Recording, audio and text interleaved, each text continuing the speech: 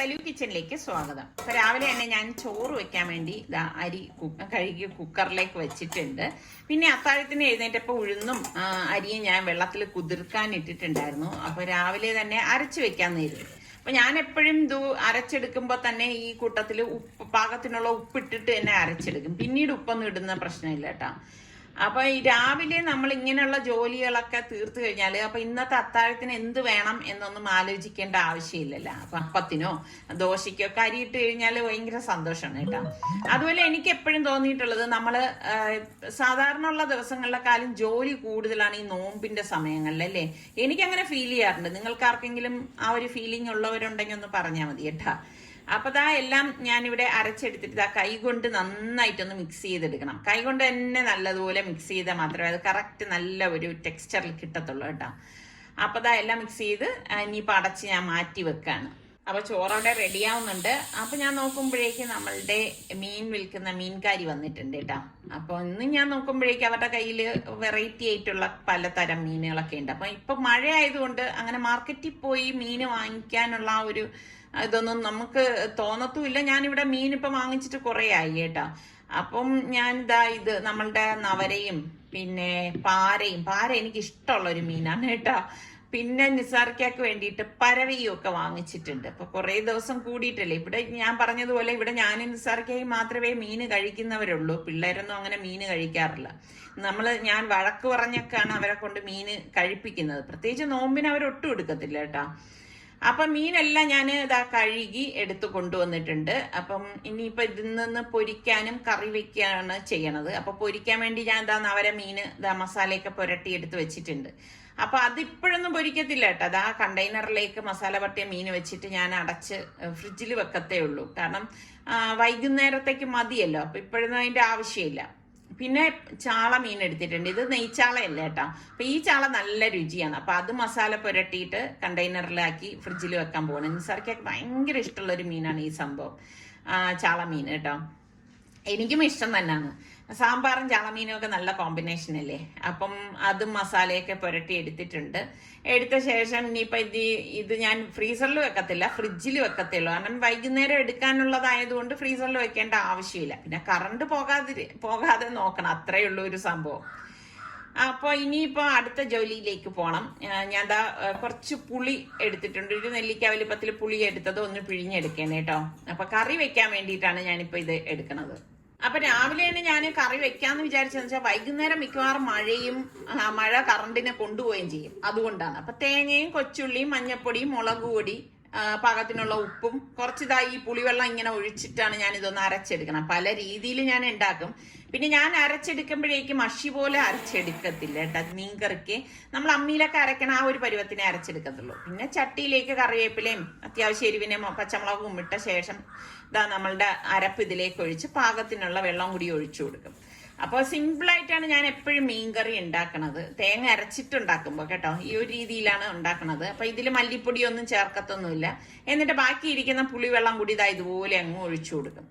അപ്പം ഇതിപ്പം നമ്മളുടെ എരിവിന്റെ പാകത്തിനാണ് ഞാൻ പച്ചമുളകൊക്കെ ചേർത്ത് കൊടുക്കണത് കേട്ടോ. അപ്പൊ രാവിലെ തന്നെ കറി വെച്ച് കഴിഞ്ഞാല് അതും പിന്നെ വൈകുന്നേരം ആവുമ്പോഴേക്ക് അതിന്റെ പുറകെ നടക്കേണ്ട കാര്യമില്ലല്ലോ. അപ്പൊ ചൂടായി ഒന്ന് തിള വരുന്ന ആ ഒരു സമയത്തായിരിക്കും മീൻ കഷ്ണങ്ങൾ ഇതിലേക്ക് ഇട്ട് കൊടുക്കണം. ഇതിപ്പോ ഞാൻ 2 ടൈപ്പ് മീൻ ഇതിലിട്ട് വേവിക്കുകയാണ്. ടെൻസറയ്ക്കൊക്കെ വേണ്ടി പരവ മീനും എനിക്ക് വേണ്ടിയിട്ട് പാര മീനും. അപ്പൊ 2ആയിട്ടൊന്നും വയ്ക്കുന്നില്ല. ഈ ഒറ്റ കറിക്കകത്ത് തന്നെ രണ്ടു പേർക്കും ഉള്ള മീൻ കഷ്ണങ്ങൾ ഇട്ടിട്ടുണ്ട്. എന്നിട്ട് നമ്മൾ മീൻകറി ആയതുകൊണ്ട് പെട്ടെന്ന് റെഡി ആയി കിട്ടും. ഇടയ്ക്ക് ഇതൊന്ന് ചുറ്റിച്ചു കൊടുക്കണം. പിന്നെ ഓവറായിട്ട് കുക്കാവാൻ പാടില്ല കേട്ടോ. അങ്ങനെ ആയിക്കഴിഞ്ഞാൽ മീന് ടേസ്റ്റ് തന്നെ നഷ്ടപ്പെടും. പരവ മീനൊക്കെ അറിയാലോ, കുറച്ചു നേരം ഇരുന്ന് വെന്ത് കഴിഞ്ഞാൽ ഉടഞ്ഞു പോകും. അപ്പൊ അതിനിടയിൽ നമ്മുടെ ചോറ് റെഡി ആയിട്ടുണ്ട്. ചോറ് റെഡിയായത് ഞാനൊന്ന് ഊറ്റിയെടുക്കുകയാണ്. അപ്പോഴാണ് പിന്നെ എനിക്ക് കത്തിയത് കേട്ടാ. ഞങ്ങൾക്ക് 2 പേർക്ക് മാത്രം ഉള്ളത് വെച്ചാൽ മതിയായിരുന്നല്ലോ, ഈ പിള്ളേര് കഴിക്കത്തുമില്ലല്ലോ. ഞാൻ ഓർക്കാതെ അങ്ങ് അരി എന്തോ ചിന്തയിൽ അങ്ങ് ഇട്ടതാണ്. അപ്പൊ തുണി നനയ്ക്കാനായിട്ട് ഞാൻ ഇട്ടിട്ടുണ്ടായിരുന്നു കേട്ടോ ഇതിനിടയിൽ. അപ്പൊ ഇനിയിപ്പൊ ഇതൊക്കെ കൊണ്ടുപോയി രാവിലെ ഇന്നിപ്പോ നല്ല വെയിലുണ്ട്. അപ്പം ടെറസിലേക്കൊന്ന് വിരിച്ചിടണം, എന്നാൽ മാത്രമേ ഉണങ്ങി കിട്ടത്തുള്ളൂ. അപ്പം ഞാൻ അതുകൊണ്ടാണ് രാവിലെ തന്നെ തുണി നനയ്ക്കാനായിട്ട് ഇട്ടത്. അപ്പൊ ഇങ്ങനെയൊക്കെയുള്ള ജോലികൾ ഞാൻ രാവിലെ തന്നെ കണക്ക് കൂട്ടും കേട്ടാ, എന്തൊക്കെ ജോലികൾ ഇന്ന് ചെയ്യണം എന്ന് മനസ്സിലൊരു കാൽക്കുലേഷൻ വെച്ചിട്ടാണ് ഞാൻ പണികളൊക്കെ ചെയ്യണത്. അല്ലാതെ പോണ വഴിക്ക് അങ്ങനെ ഇത് ചെയ്യാം അത് ചെയ്യാം അങ്ങനെയല്ല. ഇന്ന് ഇത്രയും പണികൾ എനിക്ക് തീർക്കണം എന്നുള്ള ഒരു കണക്ക് കൂട്ടലുകൾ ഉണ്ടാവും. കണ്ട നല്ല വെയിലുണ്ട് ഇപ്പം. അപ്പൊ നമ്മുടെ തുണികളൊക്കെ നമ്മൾ എപ്പോഴും വെയിലത്തിട്ട് ഉണക്കണതാണ് നല്ലത് കേട്ടോ. അപ്പോൾ നമുക്ക് അങ്ങനെ ഒരു സ്മെല്ലൊന്നും വരത്തില്ല. പക്ഷെ മഴയ സമയത്ത് നിങ്ങൾ ശ്രദ്ധിച്ചിട്ടുണ്ടോ, നമ്മൾ എത്ര കംഫർട്ടൊക്കെ ഇട്ട് നനച്ച തുണിയാണെങ്കിലും അത് ശരിയായ രീതിയിൽ ഉണങ്ങി കിട്ടിയില്ലെങ്കിൽ അതിനൊരു വല്ലാത്തൊരു സ്മെല്ല് വരാറുണ്ട് അല്ലേ. അപ്പൊ എനിക്ക് അത് ഇഷ്ടമില്ല കേട്ടോ. അപ്പം വെയിലുണ്ടെങ്കിൽ ഞാൻ എത്ര വയ്യെങ്കിലും വന്ന് വെയിലത്ത് കുറച്ചു നേരം തുണികൾ ഇട്ട് ഉണക്കും. അപ്പൊ ഈ കാറ്റും ഇപ്പൊ നല്ലതുപോലെ കാറ്റടിക്കുന്നുണ്ട്. അപ്പൊ ഈ ചൂടിലും കാറ്റിലും ഈ തുണികൾ പെട്ടെന്ന് ഉണങ്ങി കിട്ടും കേട്ടോ. പിന്നെ ഡ്രയറിലിട്ടിട്ടല്ലേ നമ്മൾ കൊണ്ടുവന്നിരിക്കണത്. അപ്പൊ പിന്നെ അതിന്റെ പുറകെ നിൽക്കേണ്ട കാര്യമില്ല. അപ്പൊ ഞാന് മുകളിൽ നിന്ന് താഴെ വന്ന് സുൽത്താന്റെ റൂമിലൊന്ന് കയറിയതാണ്. അവൻ ജോലി ചെയ്തോണ്ടിരിക്കുകയാണ്. അപ്പൊ ഈ മാസം കൂടിയേ അവൻ ഇവിടെ ഉണ്ടാവത്തുള്ളൂ. അടുത്ത മാസം അവൻ ജോലി സ്ഥലത്തേക്ക് പോകും എന്നാണ് പറയുന്നത്. അപ്പൊ ഞാൻ ബാൽക്കണിയിൽ നിന്ന് ഒന്ന് ആസ്വദിക്കാന്ന് കരുതി. കാരണം ടെറസിൽ നിന്ന് എനിക്ക് കണ്ണു തുറക്കാൻ പറ്റിയിട്ടില്ല വെയില് കാരണം. അപ്പൊ ഒന്നും കാണാനൊന്നും പറ്റിയില്ല. അപ്പൊ നല്ല വെയിൽ കേട്ടോ. ഇപ്പം ഈ വെയിൽ കണ്ട് നമ്മൾ അതിശയിക്കേണ്ട, കാരണം കുറച്ച് കഴിയുമ്പോൾ മഴയായിരിക്കും. അപ്പൊ എനിക്ക് കുറച്ച് മുരിങ്ങയില കിട്ടിയിട്ടുണ്ടായിരുന്നു. അപ്പൊ ഞാൻ വിചാരിച്ചെന്നാ പിന്നെ മുരിങ്ങയില ഈ സമയത്തൊന്ന് ക്ലീൻ ചെയ്യാന്ന്. പിന്നെ നമ്മുടെ സുൽത്താൻ പോകുന്നതിനോടൊപ്പം തന്നെ നമ്മളുടെ റിസ്വാനും പോകും കേട്ടാ. റിസ്വാന് ഹോസ്റ്റലും കോളേജും ഒക്കെ അപ്പോഴേക്കും ഓപ്പൺ ആവും. അപ്പൊ ചുരുക്കം പറഞ്ഞാല് നമ്മൾ രണ്ടാളും തനിച്ചാവും. അതിപ്പോ ഞങ്ങളുടെ എന്നല്ല, എല്ലാ വീട്ടിലെയും എത്ര മക്കളുണ്ടെങ്കിലും ഒരു കാലഘട്ടം കഴിയുമ്പോഴേക്ക് അവരൊറ്റയ്ക്ക് തന്നെ ആവും അല്ലേ. അങ്ങനെ തന്നെയാണ്, അതൊരു പ്രകൃതി നിയമം അല്ലേ. അതങ്ങനെ തന്നെയാണ്, അങ്ങനെ തന്നെയാണ് സംഭവിക്കുന്നത്. പിന്നെ റെയർ കേസുകളിൽ മാത്രമേ എപ്പോഴും മക്കള് എങ്ങനെയെങ്കിലും ഏതെങ്കിലും വിധത്തിൽ കൂടെ ഉണ്ടാകും, അത്രേ ഉള്ളൂ. അപ്പൊ ഈ മുരിങ്ങയില പറിക്കുക എന്ന് പറഞ്ഞാൽ അതൊരു ഒന്നൊന്നര പണിയാണ് അല്ലെ. ഓരോ ഇലയും നോക്കി നോക്കി നോക്കി വേണം അത് പറിച്ചെടുക്കാൻ. അപ്പൊ അതിൽ ചിലതിൽ ഈ പച്ച കളറിലെ ചെറിയ പുഴു കാണും. അപ്പൊ അതെല്ലാം നമ്മൾ ശ്രദ്ധിച്ച് നോക്കിയെടുക്കണം. പിന്നെയുള്ള അടുത്ത പണി ഈ മുരിങ്ങയില കഴുകുക എന്നുള്ളതാണ്. അതൊരു ടാസ്ക് തന്നെയാണ്. കാര്യം എന്താ അറിയോ, നമ്മളിത് വെള്ളത്തിലേക്ക് ഇടുമ്പോ കണ്ടിട്ടില്ലേ, അതിങ്ങനെ പൊന്തി വരും. അപ്പൊ നമ്മളുടെ കയ്യിലൊക്കെ ഒട്ടി ഇരുന്നിട്ട് നമുക്ക് ഒരു തൃപ്തിയും വരത്തില്ല. അപ്പൊ ഞാൻ എന്റെ വട്ടി എടുത്തോണ്ട് വന്നിട്ട് അതില് കഴുകി എടുക്കുകയാണ്. ഈ വട്ടി കണ്ടോ, നല്ല ട്രയാങ്കിൾ ഷേപ്പാണ് കേട്ടാ. എനിക്ക് ഭയങ്കര ഇഷ്ടപ്പെട്ട് ഞാൻ ഈ അടുത്തൊരു എക്സിബിഷന് പോയപ്പോൾ വാങ്ങിക്കൊണ്ട് വന്നതാണ്. എനിക്ക് ഇങ്ങനെയൊക്കെയുള്ള സംഭവങ്ങളാണ് ഭയങ്കര ഇഷ്ടം. അപ്പൊ മുരിങ്ങയിലെല്ലാം കഴുകി ഞാൻ ഇവിടെ എടുത്തു വെച്ചിട്ടുണ്ട്. അപ്പൊ ഞാൻ എളുപ്പത്തിന് വേണ്ടിയിട്ട് ഒരു കൈപ്പിടി ഇങ്ങനെ എടുക്കുക, എന്നിട്ട് പിച്ചാത്തി കൊണ്ട് അങ്ങ് അരിയുക. ശരിക്കും അരിയേണ്ട കാര്യമൊന്നുമില്ല മുരിങ്ങയില, പക്ഷെ ഞാൻ അത് പെട്ടെന്ന് അതിങ്ങനെ ചുരുണ്ട് വളരെ ചെറുതായി കിട്ടാൻ വേണ്ടിയിട്ട് ഇതുപോലെ അരിഞ്ഞെടുക്കും. അപ്പൊ ഇന്ന് പിള്ളേരെ പറ്റിക്കുന്ന ഒരു പരിപാടിയും കൂടി ഞാൻ ചെയ്യണുണ്ട് ഈ മുരിങ്ങയില വെച്ചിട്ട്. അപ്പൊ ഒരു ചട്ടിയിലേക്ക് എണ്ണ ഒഴിച്ച് കടുകും ഉലുവയും കൂടി ഞാൻ പൊട്ടിച്ചു കൊടുക്കാണ്. എന്നിട്ട് നമ്മളിതിലേക്ക് സവാളയും പച്ചമുളകും ചെറുതായിട്ട് അരിഞ്ഞെടുത്തത് ഞാനൊന്ന് വഴറ്റിയെടുക്കുകയാണ്. അപ്പൊ ഇതിനൊന്നും ഒരു അളവും കണക്കൊന്നും ഇല്ല കേട്ടോ. ഒരു 3-4 വെളുത്തുള്ളി അല്ലിയും കൂടി ഒന്ന് ചതച്ചിട്ട് അതും കൂടി ഒന്ന് വഴറ്റി കൊടുക്കുക. അതിനുശേഷം ഞാനിതാ ഇവിടെ ഒരു 1.5 കൈപ്പിടിയോളം മുരിങ്ങയില ഇട്ടിട്ടുണ്ട്. ചട്ടിയിലേക്ക് ഇട്ടിട്ട് ഒന്ന് ഇളക്കി കൊടുത്ത് പാകത്തിനുള്ള ഉപ്പും കൂടി ഇട്ട് മഞ്ഞൾപ്പൊടിയും ചെറിയ ജീരകത്തിന്റെ പൊടിയും കൂടി ഇട്ടിട്ടുണ്ട് കേട്ടോ. എന്നിട്ട് ഇതുപോലെ ഒന്ന് ഇളക്കി കൊടുക്കും കേട്ടോ. ഇപ്പൊ തന്നെ മുരിങ്ങയില ചുരുണ്ട് ഇത്രയായിട്ടുണ്ട്. അപ്പൊ പെട്ടെന്ന് വെന്ത് കിട്ടും. അപ്പൊ ഞാൻ കടലപ്പരിപ്പ് വേവിച്ച് വെച്ചിട്ടുണ്ടായിരുന്നു. അപ്പൊ അതിൽ നിന്ന് ഒരു 3 ടേബിൾ സ്പൂണോളം ഇട്ട് കൊടുക്കണം. അപ്പൊ ഇതൊക്കെ ഇട്ടിട്ട് നമ്മൾ മുരിങ്ങയില ഇതുപോലെ ഉണ്ടാക്കുമ്പോഴേക്കും നല്ല ടേസ്റ്റ് ആണ് കേട്ടോ. കടിക്കാനൊക്കെ നമുക്ക് കിട്ടും. ഒരു വെറൈറ്റി ടേസ്റ്റ് തന്നെയാണ്. അല്ലെങ്കിൽ അത്ര ഇത് ഇടാത്തതിന് അത്ര ഒരു ടേസ്റ്റ് ആയിട്ട് എനിക്ക് തോന്നിയിട്ടില്ല. അതുകൊണ്ടാണ് ഞാൻ ഇങ്ങനെയൊക്കെ ചെയ്യണം കേട്ടോ. എന്നിട്ട് അതിനെ ഒതുക്കിയിട്ട് വീണ്ടും ഞാൻ 1 ടേബിൾ സ്പൂണോളം ഓയിൽ ഇതിലേക്ക് ഒഴിച്ചു കൊടുക്കാണ്, അതേ ചട്ടിയിൽ തന്നെ. എന്നിട്ട് 2 മുട്ട പൊട്ടിച്ച് ഒഴിച്ചു കൊടുക്കും. അപ്പൊ ഈ മുരിങ്ങയിലയുടെ ഒരു ടേസ്റ്റ് കൂട്ടാൻ വേണ്ടിയിട്ടാണ് ഇങ്ങനെയൊക്കെ ചെയ്യണത് കേട്ടോ. എന്നിട്ട് നമുക്ക് ഈ മുട്ടയിൽ പാകത്തിനുള്ള ഉപ്പും കൂടി ഇട്ട് കൊടുക്കണം. എന്നിട്ട് 1 മിനിറ്റ് അങ്ങ് വിട്ടേക്കും. 1 മിനിറ്റിന് കഴിഞ്ഞിട്ടേ ഇതുപോലെ ഒന്ന് ഇളക്കി എടുക്കത്തുള്ളൂ. കാരണം ഇട്ട വാക്കിന് നമ്മളിത് സ്ക്രാമ്പിൾ ആക്കാൻ നിന്ന് കഴിഞ്ഞാൽ വല്ലാതെ ചെറിയ പീസായിട്ട് പോകും, മുട്ട അറിയത്തില്ല. അപ്പൊ കുറച്ച് കഴിഞ്ഞ് ഇതുപോലെ ചെയ്ത് കഴിഞ്ഞാൽ മുട്ട അവിടെ കിടക്കുകയും ചെയ്യും, എല്ലാം യോജിക്കുകയും ചെയ്യും. എന്നിട്ട് ഞാൻ തേങ്ങ എടുത്തത് ഇതുപോലെ ഒരു 1.5 കൈപ്പിടി എടുത്തിട്ട് ഇതുപോലെ ഇട്ട് കൊടുക്കാണ്.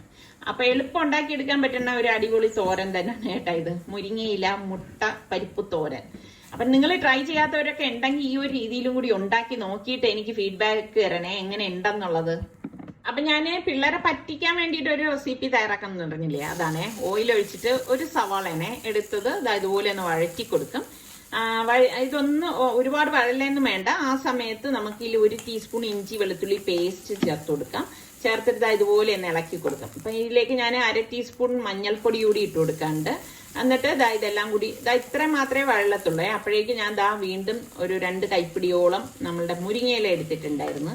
അപ്പൊ അതും കൂടി ഇതിലേക്ക് ഇട്ടിട്ട് ഒന്ന് ഇളക്കി കൊടുക്കണം. ജസ്റ്റ് നിങ്ങൾക്ക് അറിയാലോ മുരിങ്ങയിലയൊക്കെ പെട്ടെന്ന് വെന്ത് കിട്ടും. എന്നിട്ട് പാകത്തിനുള്ള ഉപ്പും കൂടി ഇട്ട് കൊടുക്കാനേ. ഇട്ട് കൊടുത്ത ശേഷം ഇതുപോലെ ഒന്ന് ഇളക്കി എടുക്കുമ്പോൾ തന്നെ മുരിങ്ങയില റെഡിയായി വന്നിട്ടുണ്ട്. അപ്പൊ ഇനിയിപ്പൊ ഇതില് ഞാൻ ഒരു സംഭവം ചേർക്കുന്നുണ്ട്.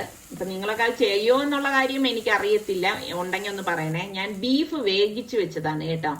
വേവിച്ച് വെച്ച ബീഫിൽ നിന്ന് കുറച്ചെടുത്തിട്ട് അത് ഈ മുരിങ്ങയിലയുടെ കൂട്ടിലേക്ക് ഇട്ടിട്ട് ഒന്ന് ഇളക്കി കൊടുക്കണം. അപ്പൊ ഇത് നല്ല വെന്തിരിക്കുന്നത് കൊണ്ട് തന്നെ സ്പൂൺ കൊണ്ട് ഇളക്കുമ്പോൾ ഞാൻ ഒന്ന് ഉടച്ചു കൊടുക്കുക. എന്നിട്ട് 1 കൈപ്പിടി ക്യാരറ്റും ക്യാബേജും കൂടി ഗ്രേറ്റ് ചെയ്തെടുത്തിട്ടുണ്ട്, അതും കൂടി ഇതിലേക്ക് ഇട്ട് കൊടുക്കണം. അപ്പൊ എപ്പോഴും എന്തെങ്കിലുമൊക്കെ വെറൈറ്റി ആയിട്ട് നമ്മൾ ഉണ്ടാക്കണ്ടേ, അതിന് വേണ്ടിയിട്ട് ഞാൻ ചെയ്യുന്നതാണ് കേട്ടോ. അപ്പൊ ഇതുപോലെ ഒന്ന് ഇളക്കിയെടുക്കണം. അപ്പൊ സംഭവം കണ്ടു കഴിഞ്ഞാൽ ഇപ്പൊ കറിവേപ്പില കിടക്കുന്നത് പോലെയല്ലേ ഫീൽ ചെയ്യത്തുള്ളൂ. അപ്പൊ മുരിങ്ങയിലയാണെന്ന് പറയത്തുമില്ല. അപ്പൊ ഒരു ബൗളിലേക്ക് ഞാൻ ഇതിനെ ഒന്ന് മാറ്റണേ, തണുക്കാൻ വേണ്ടിയിട്ടാണ് മാറ്റണത്. എന്നിട്ട് ലെറ്റ്യൂസ് ചെറുതായിട്ട് അരിഞ്ഞിട്ട് അത് ഇട്ട് കൊടുക്കുന്നുണ്ട്. നമ്മൾ ഈ കടലപ്പരിപ്പ് വേവിച്ച് വെച്ചിട്ടിരിക്കുന്നില്ലേ, അത് ഇതുപോലെ ഇട്ട് കൊടുക്കും. ഏകദേശം ഒരു 1/2 കപ്പോളം. പിന്നെ മയണൈസും കൂടി ഇട്ടിട്ട് നന്നായിട്ടൊന്ന് മിക്സ് ചെയ്ത് കൊടുക്കും. അപ്പൊ ഒരു രീതിയിൽ ഇതിന്റെ ആ ഒരു ടേസ്റ്റ് ഒന്നും നമുക്ക് അറിയാൻ സാധിക്കത്തില്ല. ഇവന്റെ മറ്റൊരു ബൗളിലേക്ക് ഞാൻ 4 മുട്ട പൊട്ടിച്ചൊഴിച്ചു കൊടുക്കാണ് കേട്ടോ. ഇതിനൊന്നും പ്രത്യേകിച്ചൊരു അളവും കണക്കൊന്നുമില്ല. നമ്മളുടെ വീട്ടിൽ എത്ര പേരുണ്ട്, അവരെ കഴിക്കുന്നവർ എത്ര പേരുണ്ടെന്ന് നോക്കി ചെയ്താൽ മതി. എന്നിട്ട് പാകത്തിനുള്ള ഉപ്പ്, 1 teaspoon chilli flakes, 1 teaspoon parsley leaf, പിന്നെ 1 ടീസ്പൂണോളം ഒറിഗാനോ, ഇത്രയും കൂടി ഇട്ടിട്ട് നമുക്കിതൊന്ന് മിക്സ് ചെയ്ത് കൊടുക്കണം. ഇതുപോലെ ഒന്ന് അടിച്ചെടുക്കണം. മിക്സിയിലിട്ടൊന്നും അടിക്കണ്ട, ഇങ്ങനെ ഈ വിസ്ക് കൊണ്ടിട്ട് ഒന്ന് ഇളക്കിയെടുത്താൽ മതി കേട്ടോ. പിന്നെ നമുക്ക് വേണ്ടത് ബ്രെഡാണ്. അപ്പൊ ബ്രെഡ് എടുത്തിട്ട് ബ്രെഡിന്റെ അരികൊന്ന് കട്ട് ചെയ്ത് മാറ്റണം. അരിക് വയ്ക്കാൻ പാടില്ല കേട്ടോ. അരിക് ഇതുപോലെ ഇളക്കി മാറ്റിയിട്ട് കളയൊന്നും ചെയ്യരുത്. ഞാൻ എപ്പോഴും പറയുന്നത് മാതിരി നമുക്ക് ബ്രെഡ് ക്രംസ് ഉണ്ടാക്കാം. ഇത് നിങ്ങൾ പൊടിച്ചെടുത്തിട്ട് ഫ്രീസറിൽ വെച്ച് സൂക്ഷിച്ചാൽ മതി കേട്ടോ. കുറെ നാൾ നിൽക്കും, ഒന്നും പറ്റത്തില്ല. എന്റെ പാനിലേക്ക് ബട്ടർ ഞാൻ 1 ടീസ്പൂണോളം ബട്ടർ ഇട്ടിട്ട് ഇതുപോലെ ബ്രഷ് കൊണ്ട് പാനിന്റെ ചുറ്റും ഒന്ന് ബ്രഷ് ചെയ്ത് കൊടുക്കും. അതായത് എല്ലായിടത്തും ആ ബട്ടർ വരത്തക്ക രീതിയിൽ. പിന്നെ ഞാനിപ്പോ ഗ്യാസ് ഓഫ് ചെയ്തിട്ടുണ്ട്. ഓഫ് ചെയ്ത ശേഷം ഇതുപോലെ ഓരോ പീസ് ബ്രെഡ്, നമ്മൾ അരിക് കട്ട് ചെയ്ത ബ്രെഡ് ഉണ്ടല്ലോ, അത് ഈ പാനിനുള്ളിലേക്ക് വെച്ചു കൊടുക്കും. വെച്ചു കൊടുത്ത് ഇനിയിപ്പം നമുക്കൊന്ന് ലെവൽ ചെയ്ത് കൊടുക്കണം. അപ്പൊ ബ്രെഡ് എടുക്കുമ്പോൾ സൂക്ഷിക്കണം, പൊടിഞ്ഞു. അതായത് നമ്മൾ മുക്കി എടുക്കുമ്പോൾ ചില ബ്രെഡൊക്കെ ഭയങ്കര സോഫ്റ്റ് ആയിരിക്കും. അപ്പം നമുക്ക് കിട്ടത്തില്ല കയ്യിൽ മുക്കുമ്പോഴേക്ക്. അപ്പൊ ഇതുപോലെ ഒന്ന് ലെവൽ ചെയ്ത് കൊടുക്കുക. അതിന്റെ സൈഡും ഒക്കെ ഏകദേശം ഒരേ അളവിൽ എടുക്കുക. എന്നിട്ട് നമ്മുടെ ഈ ഫില്ലിംഗ് ഉണ്ടല്ലോ, അത് ഞാൻ ഇതിനുള്ളിലേക്ക് ലെവൽ ചെയ്ത് കൊടുക്കുകയാണ്. ഇതുപോലെ ഒന്ന് ലെവൽ ചെയ്ത് കൊടുത്താൽ മതി. അപ്പൊ ഫില്ലിംഗ് ഉള്ളിലായി, ബ്രെഡ് പുറത്തുമായി. എന്നിട്ട് ഇനിയിപ്പം നമുക്ക് വേണ്ടത് ഇതൊന്ന് ലെവൽ ചെയ്ത ശേഷം ഇതിന്റെ മീതെയും ഈ മുട്ടയിൽ മുക്കിയ ബ്രെഡ് കൊണ്ട് ഫുള്ള് ഒരു ഗ്യാപ്പ് ഇല്ലാത്ത വിധം ഒന്ന് കവർ ചെയ്തെടുക്കണം കേട്ടോ. ഒട്ടും ഗ്യാപ്പ് വരാൻ പാടില്ല. അതായത് ഇങ്ങനെ ഒരു ഫില്ലിംഗ് ഉള്ളിലുണ്ടെന്ന് അറിയത്തേ ഇല്ല.